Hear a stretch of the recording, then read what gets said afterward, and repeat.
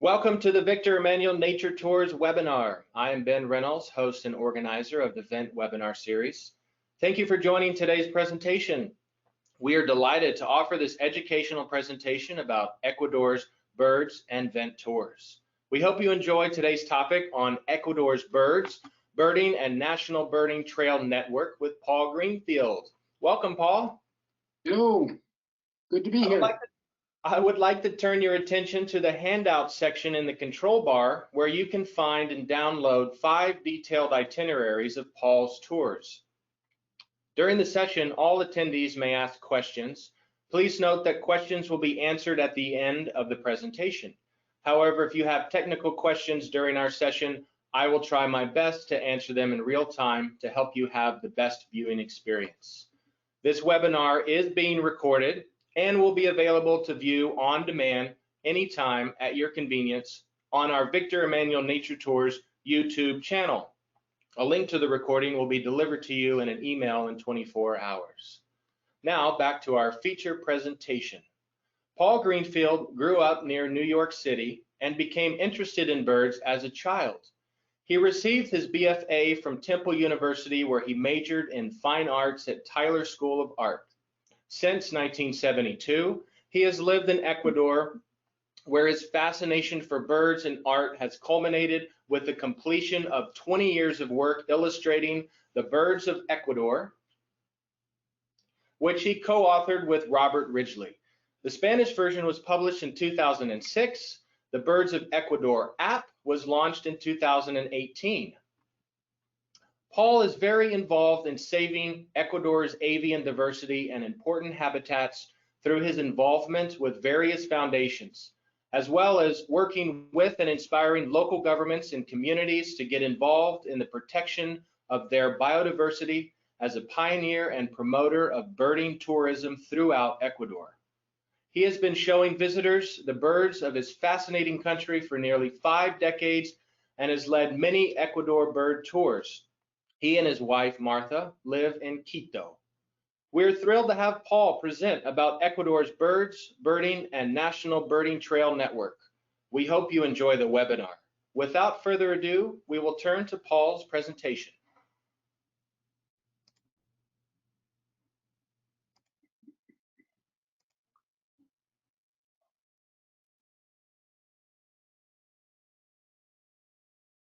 Well, thank you, Ben. Thank you for that introduction. Welcome to everybody. I'd like to take you on a tour to Ecuador. Yep, birds are so cool. And here we go. So this is our planet. I'm sure you all recognize a map like this. It's a pretty wonderful place. It's rich and diverse, and there's so many places to go and to see. But I'm going to be focusing on this little place, this small country, an inconspicuous little country, pretty minute on the world stage. But I'd like you to keep this map in mind when you're, as we go on, just keep the idea to see this tiny little country and what it means in the world. So the Republic of Ecuador, it's about the size of the US state of New Mexico. And it holds about 1/6 or 17% of the world's birds. That's about twice as much species as in all of North America, or North America and Europe combined. And it's the 4th richest country in the world in bird species. Conservation International has suggested that Ecuador may well hold the highest biodiversity on Earth. So here's a little closer look. You can see Ecuador is sort of stuck there in the northwest corner of the continent of South America. It holds over 1,700 species of birds, with an area about 1.5% of the total of South America, and about half the species. So that's pretty amazing. But before I go on, I'd like to just sort of jump back a little bit. sort of get off subject a bit, because Ecuador is just more than just its birds, and I'd sort of like to run some random facts by you, just so you have an idea of what this country has to offer. Some things you'll know, but an awful lot that you probably have never heard before. Of course, the Galápagos Islands. Ecuador is the owner of the Galápagos Islands, and you'll remember Charles Darwin's famous voyage of the Beagle. In 1835, he spent 5 weeks on the island, and that was sort of some major inspiration 30 years later when he published The Origin of Species. But Ecuador is the home of curare. That's where it was discovered. Natural rubber was discovered in Ecuador. Quinine, which is now used even in modern day medicine, from the endemic cinchona tree. The first known use of cacao, some 5,000 years ago, by the Mayo Chinchipe culture, was in Ecuador. Ecuador has the highest world butterfly and orchid species diversity list, and the third highest in amphibians in the world. So remember that global map that we were looking at, that planetary map of the world, and how small Ecuador is.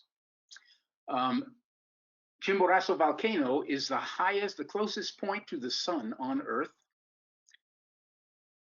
The Amazon River was discovered from Ecuador via Quito by Francisco de Orellana in 1541 is when he departed, and 1542 he discovered the Amazon.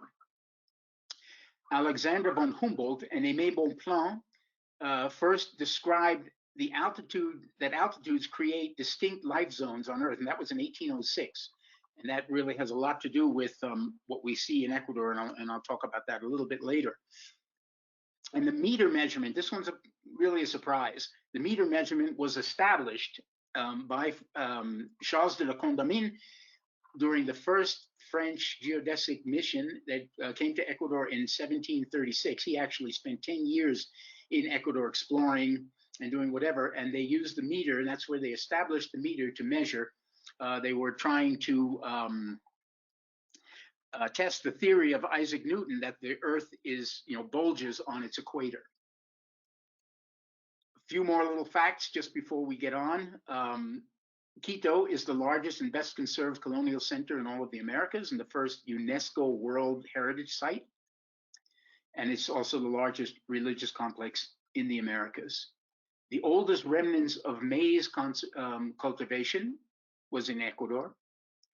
And the oldest known pottery in the Americas started in Ecuador with the Valdivia culture on the coast. The home of ceviche, for those of you who like ceviche or know what ceviche is, there are records from pre-Columbian era that ceviche was being prepared. And this is the real home of the Panama hat. If anybody tells you different, they are wrong. This is the only place where the Panama hat is produced, and it's hand woven with palm fiber. This is the first description of the microscopic world free microscope by Eugenio Espejo in the 1780s. Open ocean navigation was first developed, and this was also by the Valdivia culture on the coast of Ecuador, the same ones that worked with pottery.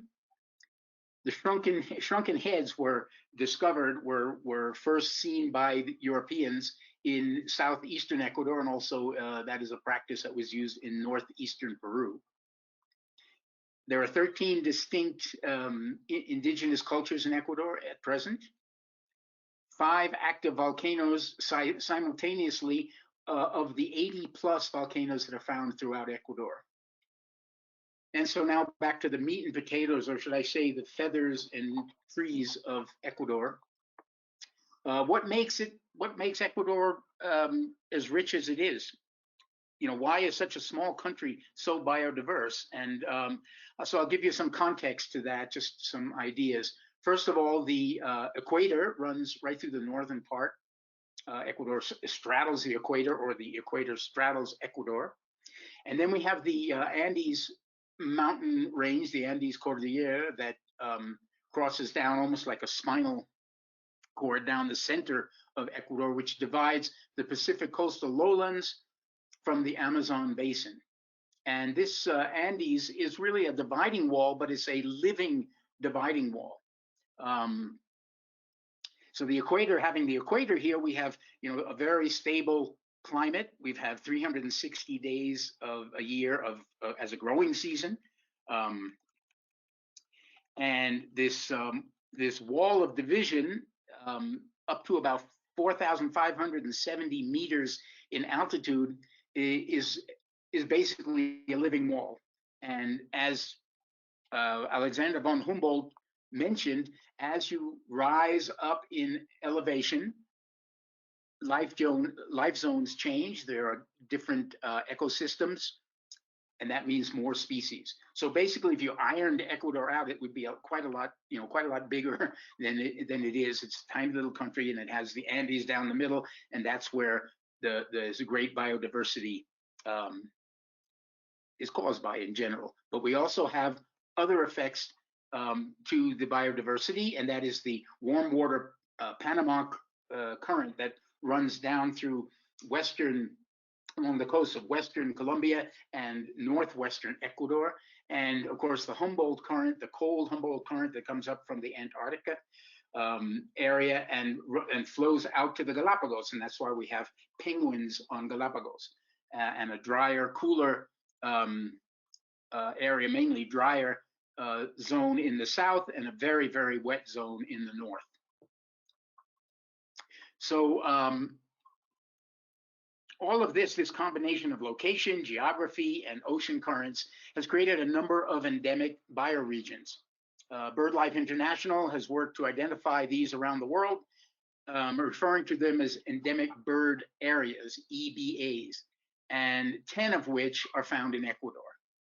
And so I'm not going to test you on these guys, but the first two are significant and worth remembering. The one is the Choco bioregion, or the Choco EBA, and the Tumbesian EBA, and those are the two richest bioregions or richest endemic areas on Earth. And so we share, Ecuador shares the Choco EBA with southwestern Colombia, and the Tumbesian EBA with northwestern Peru. And so over the years, after completing work on the publication of the Birds of Ecuador, and thanks to the efforts of many actually, bird tourism and bird watching in general, and especially local birding, was born and slowly grew, and it's been growing ever since in Ecuador. And in 2005, I was asked by the Minister of Tourism if I could head up a team to design the country's national birding strategy, national bird tourism strategy, which I did. In 2005, the whole year of 2005 we spent doing it. It was published in 2006. And then later on, we were asked by another government if we could do an update to that, and we did that. And there we presented and created the Ecuador's National Birding Trail Network. And at the time, it was the only country in the world that had a national bird tourism strategy, and obviously a completely national birding trail network. And we took into account to do this the EBAs, the endemic bird areas, local birding hotspots, and the important bird areas, small areas that hold lots and lots of species. And we sort of, put them together and link them with the roads that exist in Ecuador.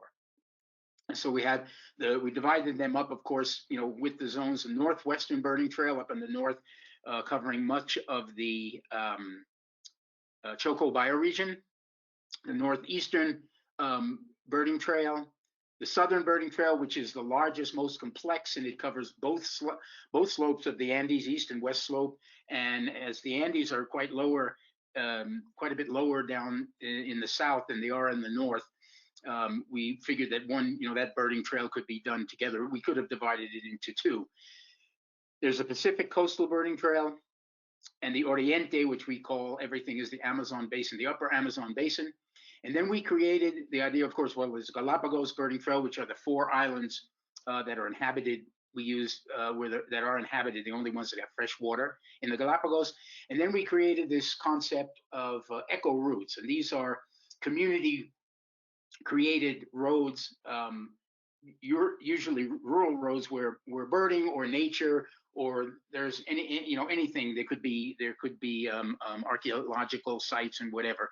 And the idea of these is that any community or group of communities could create their own routes. But I'll talk about those a little bit later as we go on. So the first birding trail, and what I'm going to do is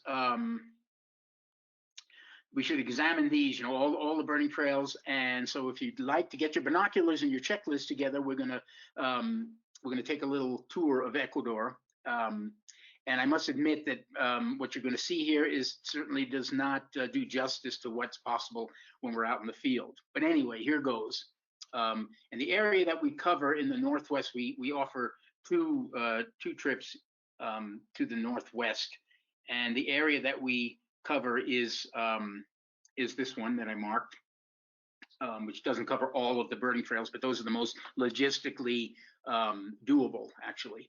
And so we consider this the gateway to Ecuador because it's so close, so close to Quito. The access is really excellent. There are more areas, from the high Andes all the way down to the lowlands, through the subtropic and the temperate zones, into the foothills. This is the heart of the Choco bioregion, as I mentioned, and probably the country's most developed infrastructure and facilities. And Vent offers 2 itineraries here. One is the Northern Ecuador hummingbird and tanager extravaganza. At the end of the talk, you'll see a sort of a breakdown of all of the trips. And this is an 8-day relaxed and easy trip that uses 4 days on the west here, and there'll be 4 days on the east, and I'll mention that when we get onto that side.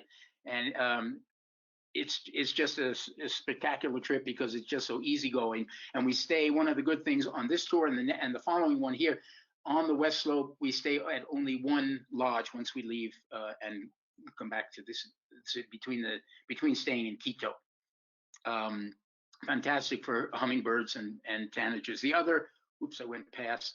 The other is the avian jewels of the Northwest, and that's an 8-day trip dedicated specifically to the west slope. And there again, we stay at 1 lodge, and from there we go out, going from place to place.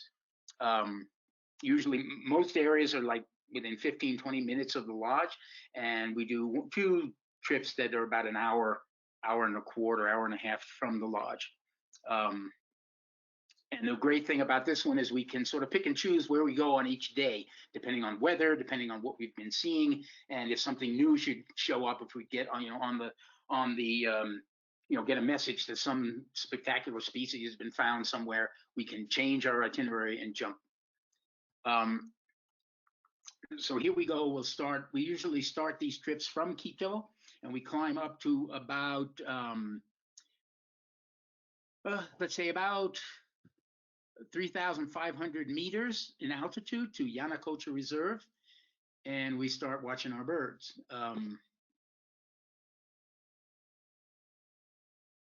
These that we'll be looking for. This is a high Andean area with elfin, high elevation temperate forest with elfin forest and many hummingbirds. We start seeing our first hummingbirds from about 8 to 10 and sometimes more species just to start off with.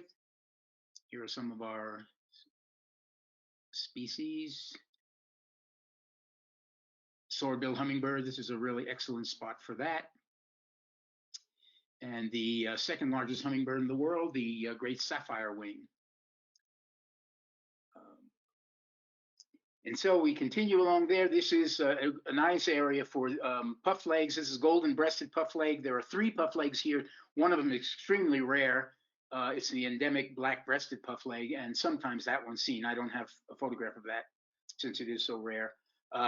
Scarlet-bellied mountain tanager, some of the species. This is a real skulker there, and you constantly hear them, not often seen, but we always chase after it. This is another rare bird that on really cloudy, misty mornings, they sometimes show up, and actually you can see them feeding along the trails. This is imperial snipe. Usually we spend about half a day, till around a little before lunch or lunchtime there, and then we start working our way downslope. And generally by the mid-afternoon, we're starting to get into other species, a completely different subset of species, different hummingbirds already. Very often on that first day, we get between 20 and 30 species of hummingbirds just on the first day. And as we get down into the subtropics, species like this endemic or almost endemic bioregional endemic plate-billed mountain toucan is one bird that we chase after right away. Wonderful toucan barbet. And of course, the possibility of Andean cock of the rock, which if we don't see it on the first day, we have several trips that we can see that bird. Oh, that's not a bird. This is on one of our trips. This is Pam Higginbotham, and I'm on the right. And in the middle is the famous Angel Paz. And this is a trip that we a visit in a morning visit that we do with him.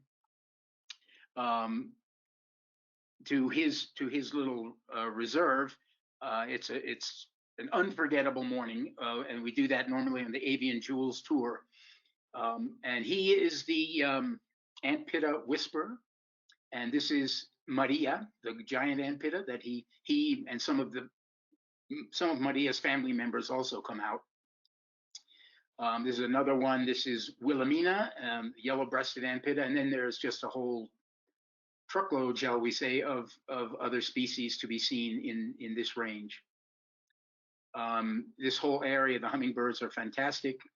There are just more and more, and we have many opportunities to visit hummingbird gardens and gardens where there's fruit out there for some of the tanagers. And some of the species that we will be, I'm sort of taking my time putting the names in to give you a chance to try to identify them if you wish. This turquoise jay.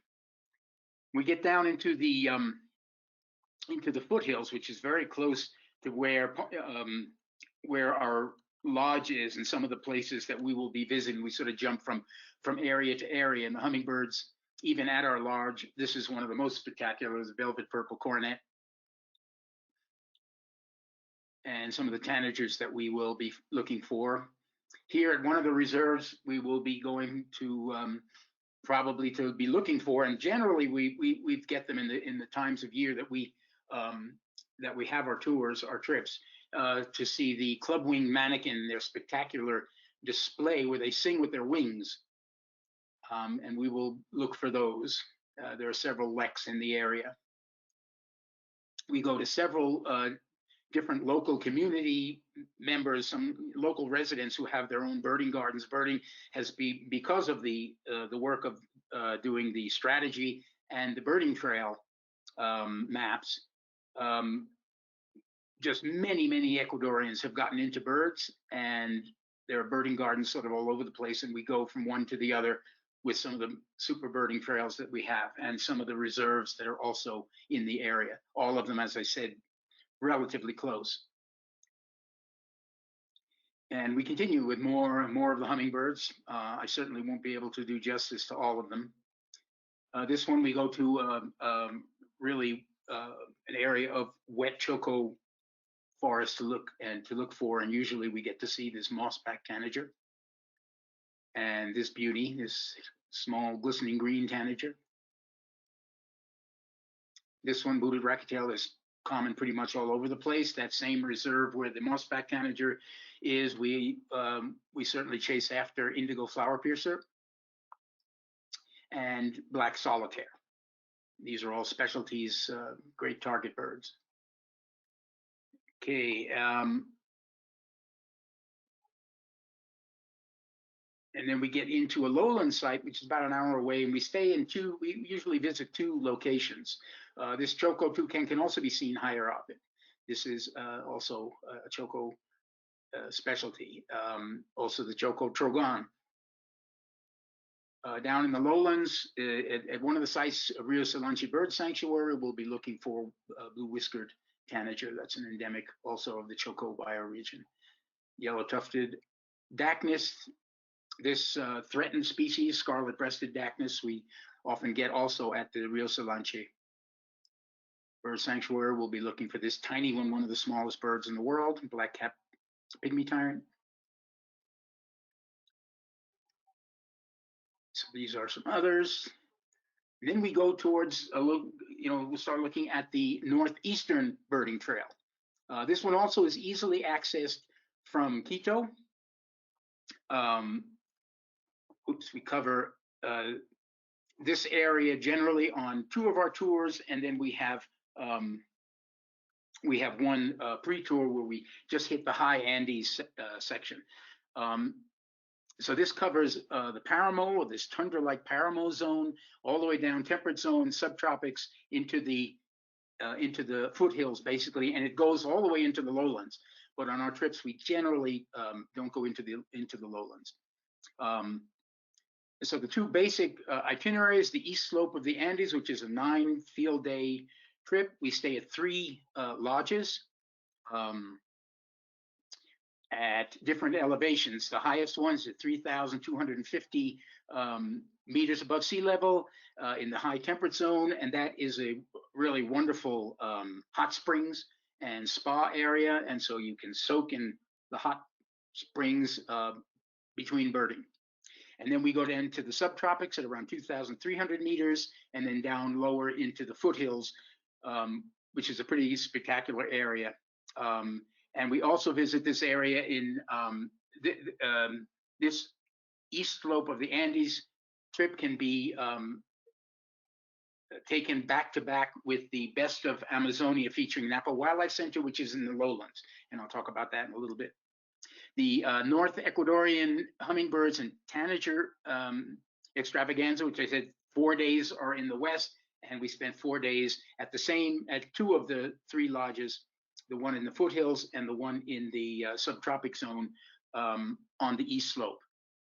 And usually on that trip, which is an 8-day trip, that hummingbird, Northern Ecuadorian hummingbird and tanager extravaganza, we have seen up to 65 species of hummingbirds in 8 days and a similar number of tanagers. So it's a pretty spectacular trip to do. And then I went back again.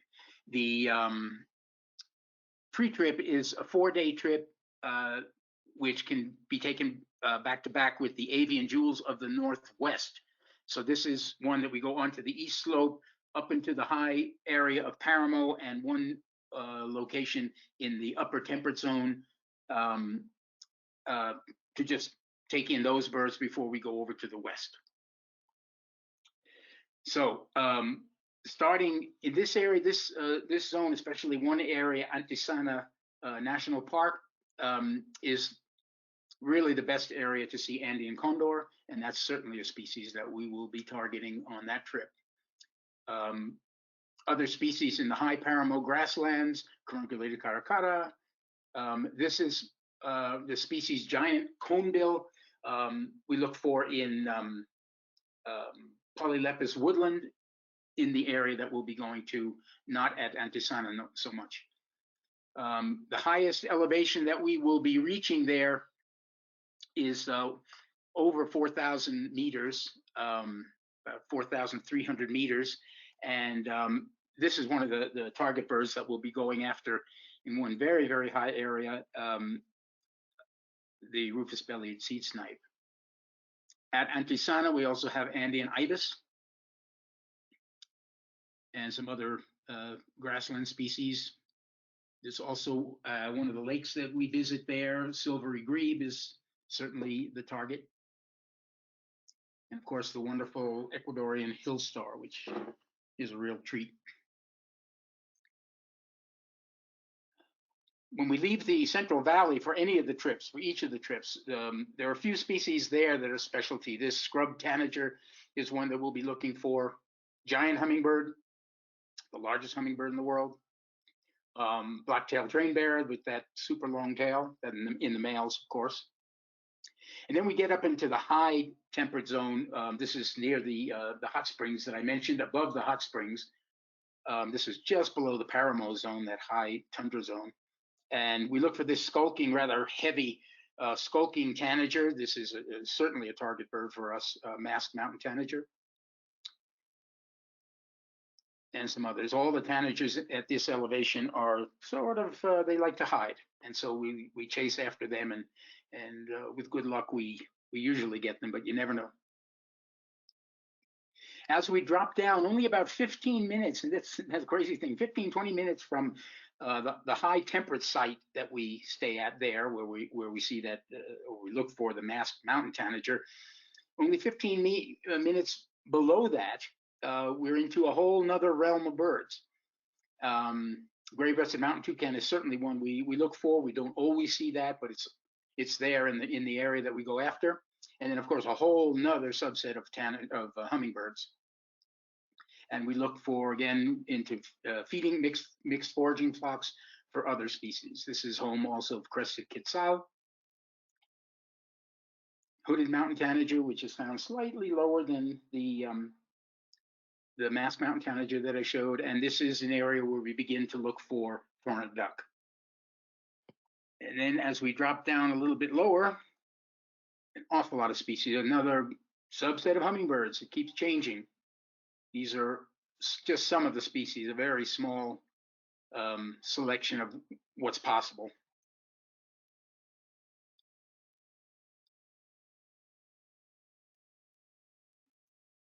In these areas, we can move up and down. Once we go to some of these lodges, we can get to a little bit lower, like this lemon-browed flycatcher is lower than where the lodge is in this area, into a little bit of the foothills, but we can drop down and go up and down fairly easily. And then we get down into the Amazonian foothills. That's at about 1,500 meters. And this is pretty incredible because it combines foothill species that are only found in this very narrow band in the foothills, and also many lowland Amazonian species are found there. So this is foothill specialty. Coppery-chested jacamar is regular in this area that we'll be going. Black-streaked puffbird. This is a lowland species that finds itself all the way up there at 1,500 meters, and it's fairly common. And some of the spectacular tanagers, when the tanagers are jumping, and of course tanagers are a little bit more unpredictable compared to the hummingbirds now that we have feeding stations and you can just sit around flowers and you can be sure to see something. Tanagers are always a challenge. This is one that we will certainly be looking for, Gould's jewel front, that often come to the feeders, but not always. More of the spectacular tanagers. Beautiful ornate flycatcher. Wire-crested thorntail, this is a specialty area for that species. And this beautiful and common golden-tailed sapphire. And so now we're going to move to the southern. Oh, in this area, just before I go down, before I talk about the southern area, this area that Wild Sumaco Lodge is where we stay here. And we can see from 22 species of hummingbirds can be seen here. Again, that's seasonal and you never know, but we certainly will see a lot. And so here we are, the southern birding trail, which is the most complex in a way because the habitat and the lay of the land, the geography is much more complex in the south. And so this area, basically we cover, you can see it's much larger than some of the other areas. In the southern area down here, we do not offer trips at this time, but this is pretty spectacular. This is mostly Tumbesian species. We do see Tumbesian species throughout this area that we do on the trip, but this is another area that would be really interesting to visit. And if you are interested, just let us know, and we certainly have an itinerary actually already designed for that. So this is a pretty spectacular, very varied area, and just sort of, it just covers foothills It covers the west slope, it covers the Andes and the eastern slope till the and the eastern foothills. So its access is out of Guayaquil. We fly into, generally we start the trip from Guayaquil. We only have one. We offer the one trip, the Southern Hummingbirds and Tanager Extravaganza, which is not a relaxed and easy trip, especially because of the distances, some of the day trips. But just to give you an idea, on the first day of this trip, we leave Guayaquil, which is of course in the hot lowlands. We leave early and we sort of skirt along the Pacific coast through wetlands and some Tumbesian scrub and a little bit of woodland. And by early afternoon, we're up into the highlands. So the diversity of species is sort of incredible, and you've got to layer up. You just need a lot of clothes for this particular trip. On that first day, we're just constantly putting on layers as we get to the very top, and we actually get into the Paramo. And so some of the species in the lowlands, and we hit the lowlands on this tour at the beginning and at the end, in two separate areas. So some of the species that I'm showing now may be seen towards the end, could be seen towards the end of the trip, and some at the beginning. This is beautiful white-tailed jay, Ecuadorian trogon. Pearl kite is often seen in some of the areas. This is this Tumbesian bioregional endemic gray-cheeked parakeet, long-tailed mockingbird, which is all over the place. Another endemic to the Tumbesian region, red-masked parakeet. Beautiful little woodpecker, scarlet-backed. Pacific pygmy owl or Peruvian pygmy owl, depending on what name you like to use. This one's great. It's called much faster than this ferruginous pygmy owl that you see in a lot of places, especially in Ecuador and the eastern slope. This call is a lot faster, and it also, by doing this call, it also brings in other species. And then, of course, there's a lot of wetland areas. I'm only showing here the Cocoi heron. There's tremendous wetland areas as we, on that first morning, especially, and even on the last morning, we hit wetland areas, and there are just a lot of species. Some more of the coastal lowlands. This is more woodland species.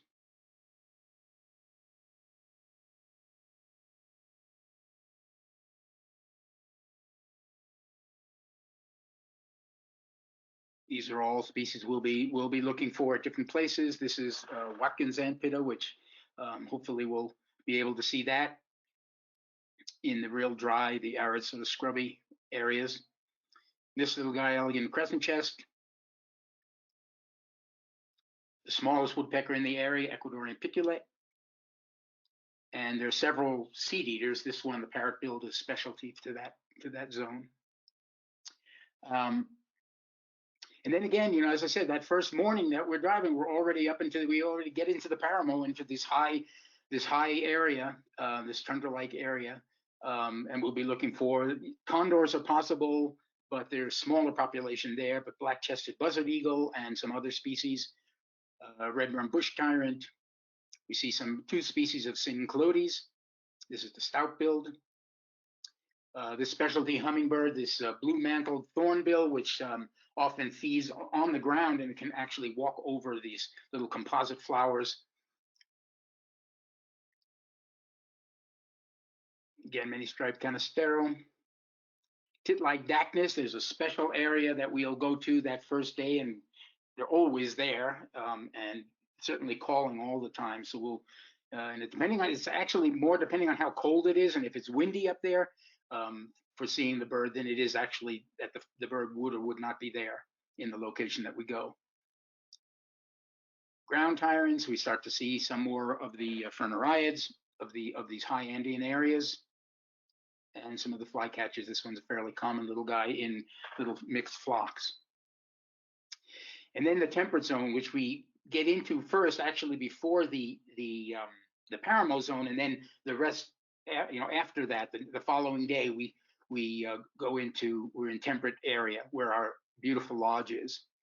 And this is an endemic species to that area, to that very small area, and it's one of the first birds on that first afternoon when we get up into the temperate zone. It's one of the first birds that we generally chase after to see if we can get it very quickly. It's very, very small, and it's pretty nondescript, but it's a cool bird. As we get down into more forested areas,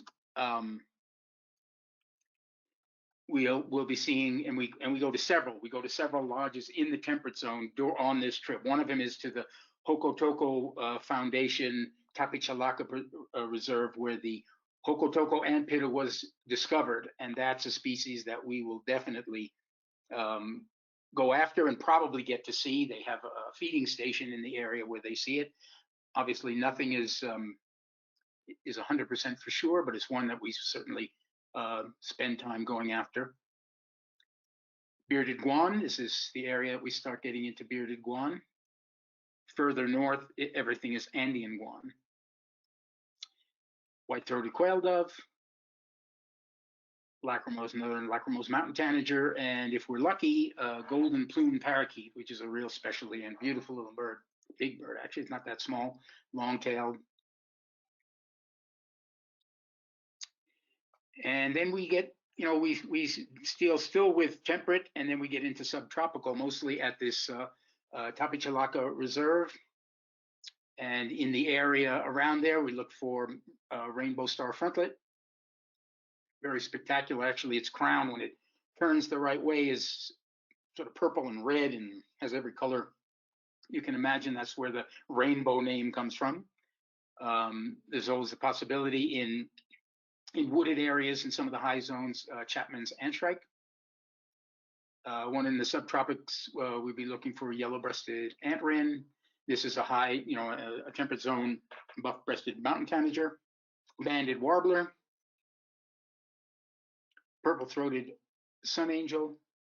This bird, which is not, moves around quite a bit, this red-hooded tanager, looks a lot like western tanager. Blue and black, and then of course white-capped dipper, which we certainly will be chasing after. And then we get down to the Amazonian lowlands. So now we're down on the east slope, down to around 900 meters. And this is another spectacular area with some tropical. This tanager is also found in the lower elevations, green and gold tanager. But this is a place where we can see them extremely well. White-tipped and buff-tailed sicklebill, 2 species of sicklebills can be found in this area. Band-bellied owl, this specialty white-breasted parakeet. On the rivers, we'll always be looking for, keeping an eye out for fasciated tiger heron. Gray tinamou, there's a feeding station there, and it's often seen. This is one of the largest tinamous, and it's pretty spectacular to get to see that. And then there are several mannequins in the area. This one often is around the lodge, actually, where we stay, Copalinga Lodge. But there are several others. And of course, the hummingbirds, there's always the possibility of spangled coquette, especially in the verbena flowers near the dining area of this lodge. And then we get on to the west slope side. So we swing over, we come all the way down from the highlands, all the way down the west slope on our way back to Guayaquil. And we stop at Buenaventura Reserve, which is a spectacular place with a lot of sort of endemic species that are sort of only found there. It's quite incredible. And so in 1980, Robert Ridgely and I discovered this El Oro parakeet, and that's the only area we really can get it. There's some nest boxes up for that species, which was, pretty much in danger, and the population has grown. This specialty gray-backed hawk,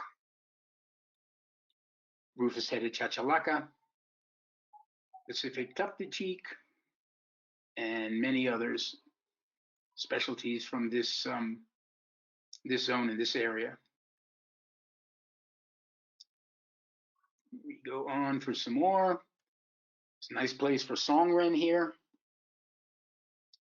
And long-wattled umbrella bird. This is a special area. We sometimes can try for that in the northwest, but this area here in the south, this sort of pocket at Buenaventura Reserve is an area of choco forest, sort of isolated in mostly Tumbesian habitat. And so there's a lack of long wattled umbrella bird here.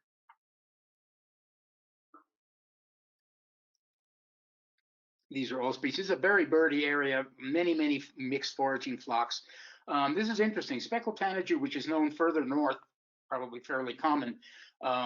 In 2003, I discovered the only population in Ecuador here at this particular reserve at Buenaventura. And it took just a year before last, I guess, a year and a half ago, was the first photograph ever obtained of this members of this population. It's probably an undescribed subspecies. Ecuadorian plumelet, which can be split depending on who's dealing with it, with white vented plumelet, but this is an isolated population down in southern southwestern Ecuador. And then we move on to the Amazon basin. So here the birding trails, there are a few roads that run into the Amazon basin, but mostly it's the rivers that are part of this whole birding trail system. And the area that we visit is basically Napo Wildlife Center, which I'll talk about. We fly in, and you'll see that we fly in from a half-an-hour flight from Quito to Coca, which you can see, which is Francisco de Orellana is the true name in memory of the fellow, the conquistador who discovered the Amazon. And so this, the birding is pretty spectacular. This is one of the most spectacular community-run eco lodges in the Amazon, I would say, and probably one of the finest ones. It's won all sorts of international prizes. The biodiversity is quite incredible. We can also, when we combine the East Slope trip with the trip to Napo Wildlife Center, we actually do one way, either going down or going back up towards Quito by road. And so part of it is by air and the rest is by road. And so this is Napo Wildlife Center. This was, so we do the one tour called Best of Amazonia, featuring Napo Wildlife Center, and it can be combined with that east slope of the Andes, as I mentioned. This is a very special place, and a total, it offers this total jungle experience for those who want not only birds, but birds and mammals and all kinds of things. And basically in the lap of luxury. This is a pretty high-end operation. I and along with Peter English, who's another well-known Vint associate, were among the people that designed this and worked with the community to create this really wonderful project.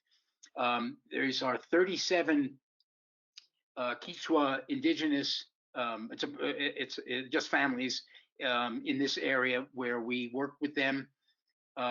We created a foundation. The foundation was able to obtain the funds for the building materials and to equip the cabins and all that. And the community spent 2 years building the lodge themselves, and it is quite spectacular. And just watching the people do their stuff, run this business is spectacular. And you generally fly into Coca, as I mentioned, and then there's a 2 to 2.5 hour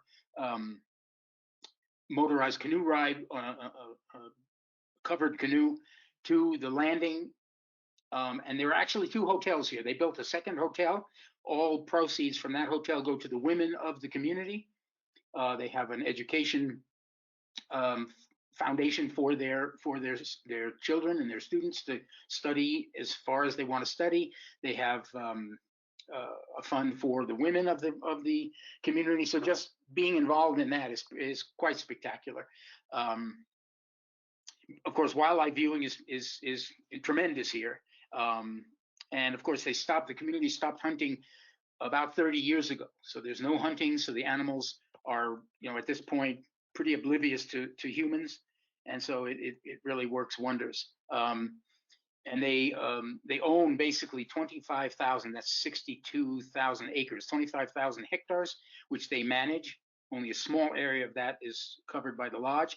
They're building, I believe, a third lodge, which is going to be in another jungle area that's coming up soon.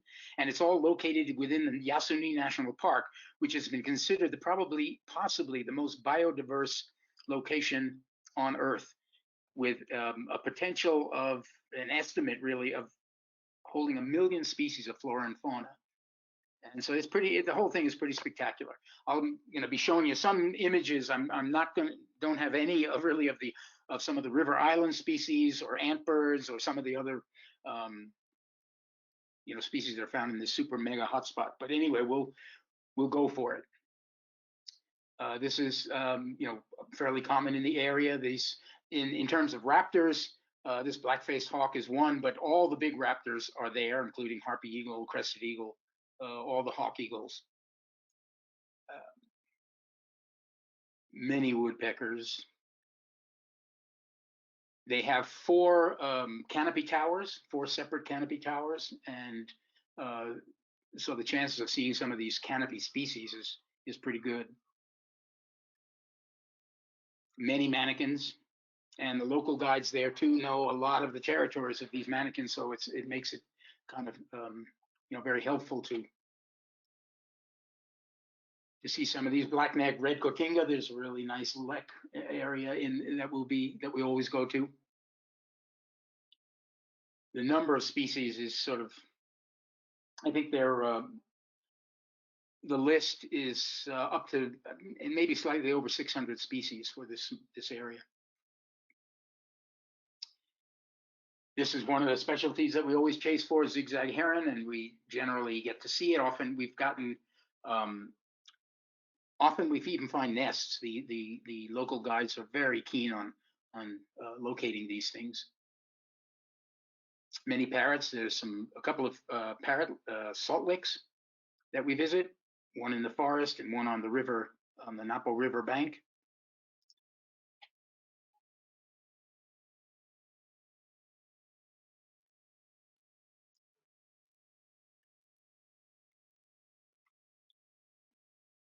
And then there are some of the mammals. There are 11 species of monkeys found here. This is one of the specialties, is golden mantle tamarin. They're almost endemic to the area. So it just gets into northern Peru, I guess, northeastern Peru, but it goes up into this area to the south bank of the Napo. It does not cross the Napo. Jaguars are becoming more and more prevalent. Again, no hunting. The populations of white-lipped peccary and tapir are grown tremendously in the area. This is Napo Saki. Also a great area for giant otter. They're getting again, no hunting. The only thing they have to worry about are some of these gigantic black caiman, but they're sort of bold, and you'll see them sort of swimming across in front of the lodge sometimes. They'll sometimes come right up to some of the canoes. They certainly are not bashful about eating all the fish that they eat right next to a canoe. Brazilian tapir. And the smallest monkey in the world, pygmy marmoset, can be seen along the shores of the Napo. We often go looking for those. So that's pretty spectacular. And then there's this the Pacific Coastal Birding Trail, which is it runs really basically along the coast that you can see on the map. So it passed through all sorts of scrubland and coastal desert, areas of deciduous bombax forest and woodland, beaches, salt ponds and mud flats, some mangrove, and there's actually there's several offshore islands, and we visit one when we can do that. Right now, we are not offering this this trip, but it would make a perfect 4-day pre-trip to the southern hummingbirds and tanager extravaganza. And it's just wonderful because the food's great along the beach, fresh fish and all sorts of seafood, and it's just pretty wonderful. The views, and of course, coastal birding is kind of a lot of fun. And so we cover sort of this area we would cover on a pre-trip. And this is typical bombax ceiba forest that we would be visiting. And the species, just some of the species, just a small sample. On this coastal trip, this Esmeralda's wood star is a true Ecuadorian endemic, found only in this area that we would be visiting. It's and there are several really good spots for it. Many Tumbesian specialties are here. The white-edged oriole, for one. Collared warbler finch. This fairly scarce slaty Bicard can be found in this area also. This was a common species, Pacific, or this, they call it pale-legged ordinary, which is similar, very different from the ones in the Amazon. And whooping motmot, which is pretty common. Pale-browed tinamou. And then these are some of the birds that on this this Isla de la Plata island that we will visit is also called the poor man's Galapagos. And so they have small populations of waved albatross, the only other nesting area for waved albatross, and red-footed booby. And so we often go there, and some pelagic birding can be done on the way. Peruvian pelican, lots of seabirds. It's a major migration area for species from North America.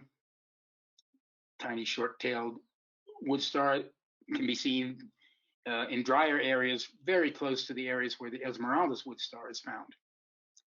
Chilean flamingo, of course. And some fairly new records of great grebe, and they're now apparently the resident on one of the salt lagoons in that area.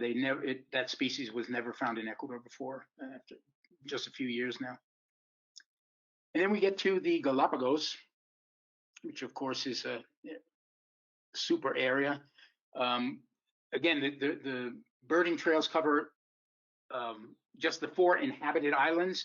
There are trails all over the place, and those are visited during the cruises and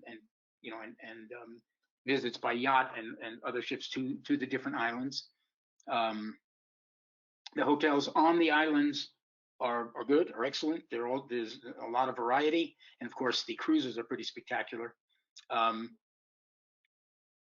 a few of the cruises, at least 2 of them, are included on the cruises to those areas, so they can be included there. At this time, we are not offering Galapagos, but that sort of, we might say in a way, we're lucky, because the time that we have not been offering the Galapagos cruises coincides with the COVID pandemic.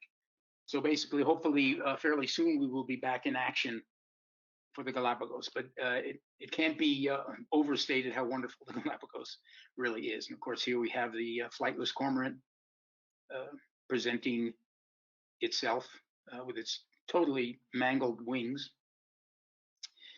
And so these are this is basically the central map of the Galapagos, and the 4 islands, and you can see numbered down there, are where we consider the birding trails. And most of those birding trails, the birds you really want to get on those are some of those found in the highlands. Especially great for the finches. This vegetarian finch in this Galapagos dove, which can be seen in the lowlands. Woodpecker finch, here's one with a little tool grabbing a grub from a little crevice in the tree there. Large tree finch. Of the many mockingbirds, there are mockingbirds on many of the islands. There are four species recognized. There's another one up in Genovesa Island, which could well be another separated species. This is the rarest gull in the world, the lava gull, which is actually fairly easy to see in the Galapagos. Wonderful swallowtail gull, often at night, as the yachts and ships are cruising along from island to island, they'll be flying alongside the yachts. Great frigate bird. There's some nesting colonies. This lava heron. Of course, the Galapagos penguin, which is a treat. And for snorkelers, there are opportunities to actually swim with these guys. They're very playful and curious. This one, the I guess Galápagos vermilion flycatcher, or little vermilion flycatcher. This is endemic now to the Galápagos. It's separate from the vermilion flycatchers on the mainland and in the U.S. This is the Floriana mockingbird, found on a tiny little islet that you can cruise around. There's no way to land on that island sometimes, and one of the different itineraries that are offered in the itineraries that go to Floriana Island, there's a possibility to see this from the ship, in this Galápagos martin. And then, of course, Galápagos is Galápagos for the name for these huge tortoises, and we certainly get to see those babies. Galápagos land iguana, and of course marine iguana. I won't go through all the others. There's the Galápagos sea lion and the fur seal and a whole bunch of other things. And so now I'm just going to present a little bit of the just run through these different itineraries. This is the southern hummingbirds and tanager extravaganza, and just you can read through the text here. It's the most complex trip in terms of the geography, in terms of the logistics. It's longer. We stay at around 4 different lodges during this trip. It goes from the west slope up into the Andes, down the east slope, and so it's a bit longer. It's, I think, 10 field days.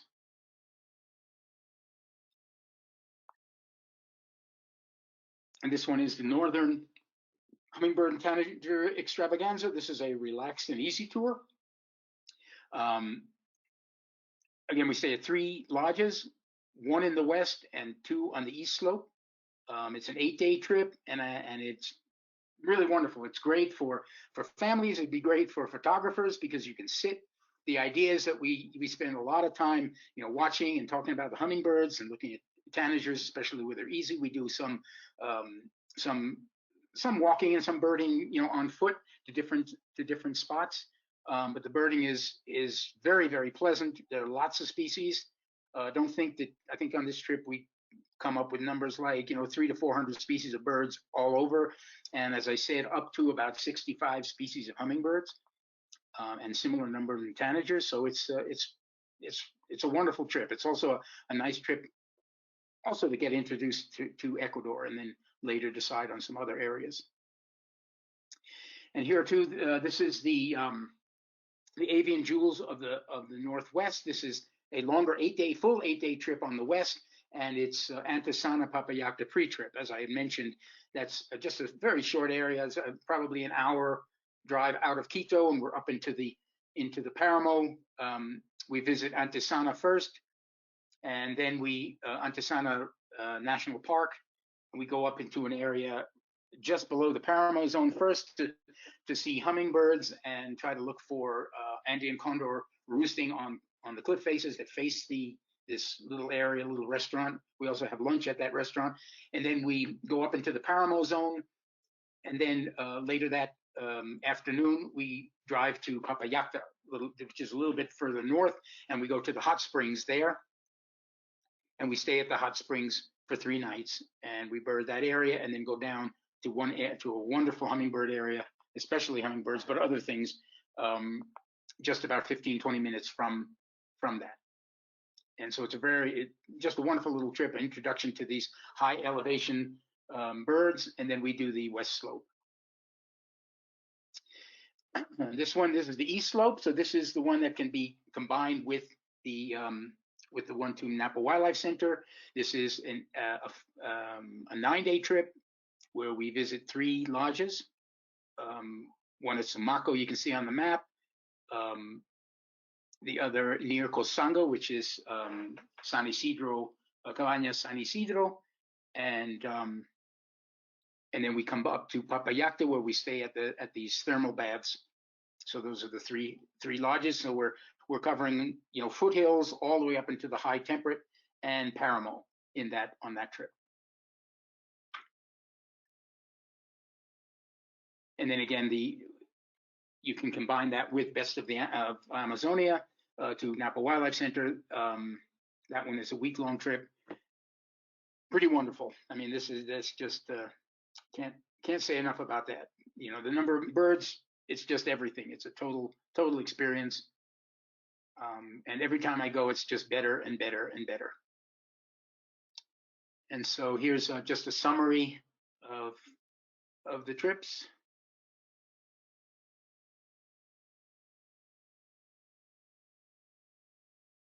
That's 2021, and then down into 2022.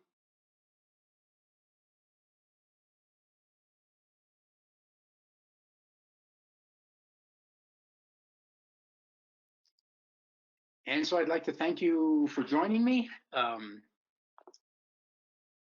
Hope to see you soon and in person. So if you have any questions, please feel free to ask. Thank you again.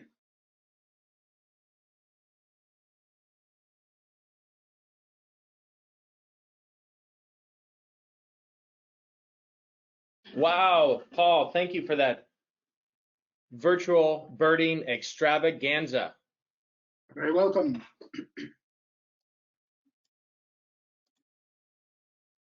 So now we'll take questions from the audience.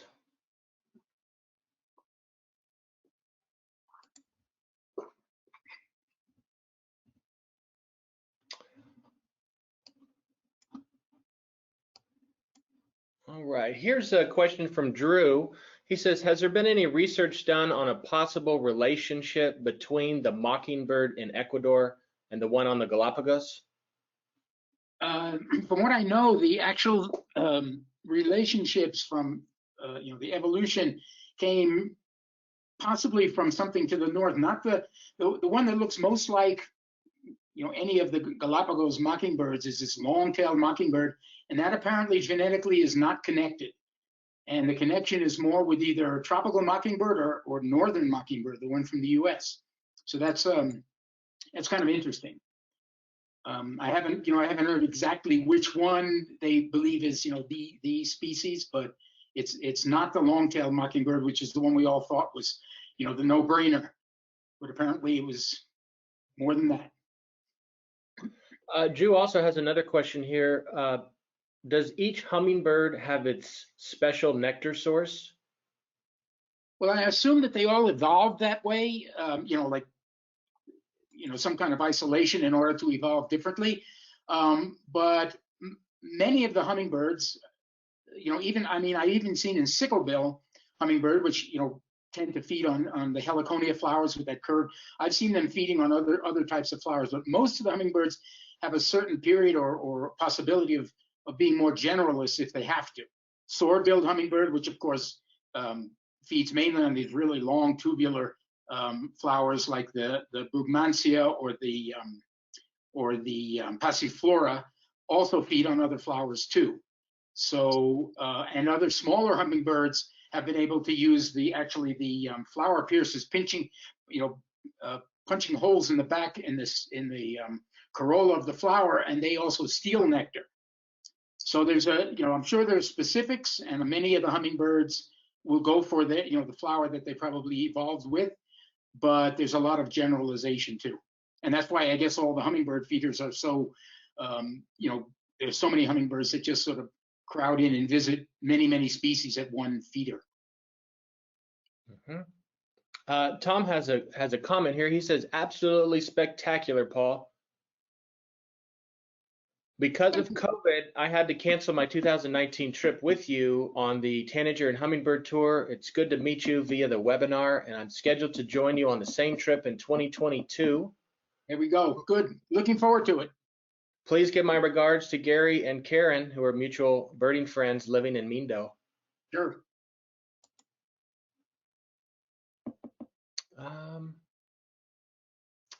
Here's a question from Victor. If you were to choose one trip, your first trip to Ecuador, which tour would you choose? Okay, well, I would. It's between two. I would say the northern hummingbird and tanager extravaganza. We see a lot of birds. We sort of swing over both sides of the the Andes, and you get a really good overview of everything. And the other would be that northwestern. Any of those two, the northwestern avian tour, I think is an excellent one also, because we stay at the one lodge and we spend a lot of time in one area with a lot of diversity. So either of those two, I wouldn't be able to say one is better than the other. One covers a little bit, a broader area, but a shorter time on each, and the other one spends more time, this full 8 days on the west. So any of those two would be perfect. Great. Mark wonders, has Vent considered going to the far north, to La Bonita Road, for instance, or west of Tulcan? Well, they're a little more complex. I mean, it's all doable, and trips can be designed. We can even do custom trips for that. Basically, because it's a little bit unstable, the areas can have had problems, and so problems with what goes on in Colombia. At this point, I think things are sort of more or less okay. It's a little bit more risky, but certainly custom trips can be done there. There are people who are there. There are more birding locations, more local birders there too. So we can find out more about some of these places before a trip is going, but it's more or less that reason. They're a little bit further away. The logistics a little more complicated.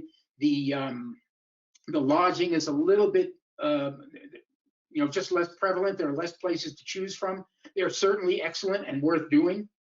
So the only reason we really haven't done that is because there's just a few more questions on how to do it, not only safely and put together itineraries. We know there's just not too much driving and too little security in terms of where you're going to stay. But it's all, they're all doable. It's all very close in reality. I mean, compared to countries like Colombia or Peru, where you have to drive tremendous distances.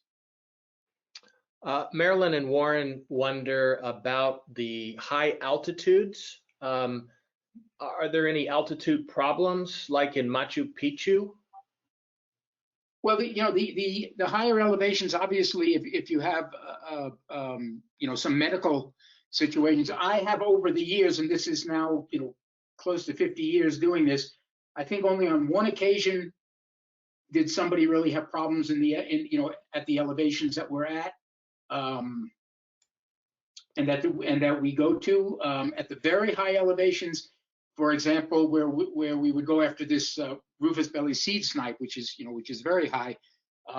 There's a possibility, one, if you're really concerned about it, of not going, you can stay back at the lodge to do that. But I found that the times that we go up there to those elevations are not that long. We don't spend that much time. And I found anybody who does feel a little bit woozy at those elevations, as soon as you drop down slightly, it works out okay. But it would be worth it if you do have concerns, especially if there are some kind of medical conditions, to check with your family doctor and talk about it. I have seen personally, I have very little problems, and the people that I've been with in general have had very few problems. Jim and Linda have a comment and then a question. They say they recall their trip to the Napo Wildlife Center as one of the best ever. The last day, which we spent with Paul on the canopy tower, was one of the best birding days of our life. I can't argue.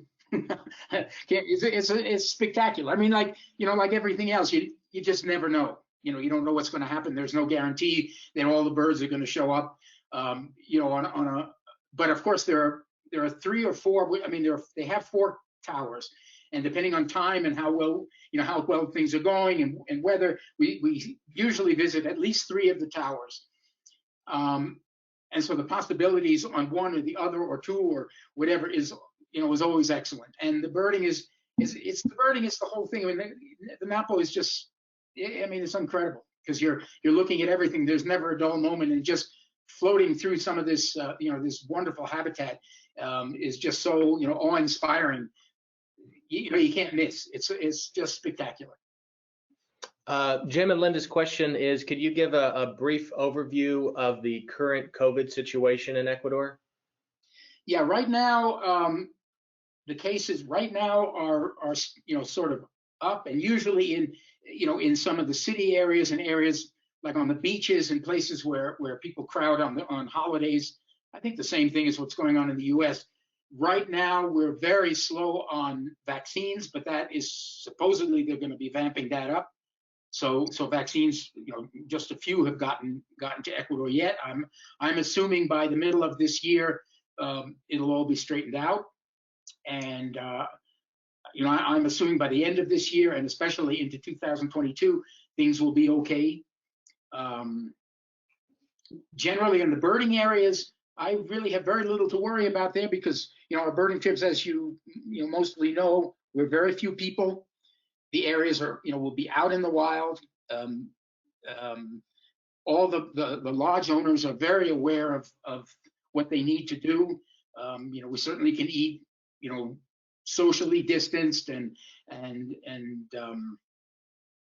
so I wouldn't worry too much about that. But it is something we have to wait until the vaccine situation is in better shape, and I certainly will be in touch with the vent office, keeping everybody up to date as to how things are going. So if you check in with them, and I'll be informing everybody so that Great. I'd like to take a minute to let everybody know what our upcoming webinar is. It is the lands of Carmenere and Malbec, birds and wines of Chile and Argentina. Join Vent Tour leader Rafael Galvez on a spectacular new tour that combines the birds and stunning landscapes of central Chile and Mendoza in Argentina with the delicious wines of these famous regions. From the Pacific coast, we cross over the Andes into the expanse of Mendoza, birding and enjoying the regional wines along the way. This unique tour offers a wide diversity of habitats and stunning landscapes, including visits to Nothofagus Forest, views of the highest peaks in the Americas, a pelagic trip along the Humboldt Current, from comfortable hotels in cosmopolitan cities to excellent guest house in remote regions, and several visits to world-class wineries. March 11th, 2021. All right, so back to a few more questions, and I want to thank everybody for sticking around for this exciting webinar. Let's see. Oh, Mary has a question, Paul, about your background picture. Is it from your field guide? And is it all tanagers? No, this photograph is of a new hummingbird that was just discovered, I think, in 2017. This is the frontispiece painting that I did for the publication. This is a blue-throated hill star, which is found in sort of the southwestern Ecuador, actually up into the Paramo zone. So this is, the two adult males, one, sort of sideways view, one showing its gorget a little more forward, the female down at the bottom, and a juvenile bird up in the upper right, and some of the flowers that it's known to feed on. And this is, a spectacular bird. Again, a new discovery for Ecuador. Oh, and also, Paul, Mary was referring to the plate behind you. Oh, behind me. I'm sorry. Yeah, these are from Birds of Ecuador. They are, sort of oversized. I don't have one of those, background things that my computer doesn't seem to get one of those background things, and it doesn't work very well. So I set up these enlarged illustrations. So that's from Birds of Ecuador. Those are some tanagers and euphonias and some chlorophonias and a dacnus up there in the corner you can see. Kenyon has a question. What originally drew you to Ecuador, and when did you decide to live there? Well, that was my girlfriend, who's now my wife and been my wife for the last 46 years. We're going to 48 years. Wow. And so I came down here in 1972 on a visit and didn't leave. So I've been here since 1972. We got married in 1972, and that's it. That's the story. Great. Jim has a question here. On the eastern slope of the Andes trip, we saw an owl that was called a barred owl, but they were investigating whether it was really a barred owl or something else. Did they ever decide? Yeah. The owl hung around the parking lot lights at the Eco Lodge where we were staying. Right. That's the Rufous. Is Rufous banded owl. We call it the mystery owl because it has not been, it's very closely related to this black banded owl that's found more in the lowlands. And then, as far as I know, they still have not put a name to this bird or made sure. Apparently, genetic material has been collected, but they still are not sure if it's its own species, which might make sense because it is found at such a much higher elevation, around 2,300 meters, as opposed to something like 1,000 meters or 1,000, something like that. So yeah, you just have to keep checking because that bird may turn out to be a new species, but not yet. Took too long. I think it's been too long. And Pam asked, what about the status of the San Isidro mystery owl? Yeah, that's the one. That's the San Isidro mystery owl. Okay. That's the one. Yep. Margaret wonders if you enter your bird list per location to eBird. I haven't had time to do that. I don't do that. So many of the people on my trips do it that I assume that the list will just get replicated if I do it. So I haven't really been very good about that. I have sort of an account and I just haven't updated anything on that. Bad. Randy wonders, which tour of the 2 Northwest tours would you see the most plant diversity? Both of them, but if you're really interested in having a little bit more time at that, I would say that northwestern one, not the hummingbird extravaganza, but the one that spends the 8 days there. You have much more, we're there much more time, and you'll have much more time to spend looking at plants. Yeah. We have time for 2 more questions. Phyllis wonders, do you look for the orange-throated tanager on the southern tour? That's a little bit out of that, out of the realm of that trip. Although we're really extremely close, and I've been trying to figure out how to, we'd have to add probably 2 days, at least 2 days, maybe 3 days to that 10-day trip in order to see that. But that's a trip that we could do. Certainly could be done as a custom trip, and you could always get in touch with the office about that, and we can arrange something like that where we would go more directly to that area or spend the amount of time that you wish or you have time for. But it's already the southern trip is a 10 field day trip, so that would easily put it to 13 days. It'd be altogether with travel would be a 15-day trip. And so at this point, it's long, but it's a doable thing. And if you're interested, just get in touch with the office and tell them about your interest, and we can see if that can be done. The same thing with this hummingbird that's painted on this screen. That bird, that southern trip would need a couple of more days. That could be done as a pre-trip. It's possible, and then we'd have to go back to Guayaquil to pick up the rest of the people. But that's a doable thing. Okay, we've got 2 more comments and then 1 question. Denise says, hi, Paul. I'm so happy to hear from you. I have such a wonderful memory of my 2 trips with you in Ecuador. Come back. Love to see you again. And Bob says, hey, Paul, good to see you again here with Diane. Diane and I did your Coca de Quito trip maybe 4 years ago. Had a wonderful time. Around 350 species in 9 days, great stays, and we got the seed snipe up high. Yep. Yeah, if it's not snowing and ice dropping off of these towers that are up there, it's pretty wonderful. And then our final question for this session is by Catherine. Oh, and I will say, if anybody has any follow-up questions or I didn't answer your questions, please send me an email, ben@bentbird.com, and I'd be happy to finalize your questions. Catherine asked, do monarch butterflies migrate as far south as Ecuador? Actually, no. We have resident monarch butterflies, and you see them, fairly often, but they're not the migrants. At least as far as I know, the migrants generally, I think it's in Mexico is where they really get to from North America. But we have monarchs. Well, great. I want to thank you so much, Paul, for your presentation today. My pleasure. And I want to thank everybody in the audience for attending another Vent webinar. We hope to see you again in the future. Have a great day. Bye.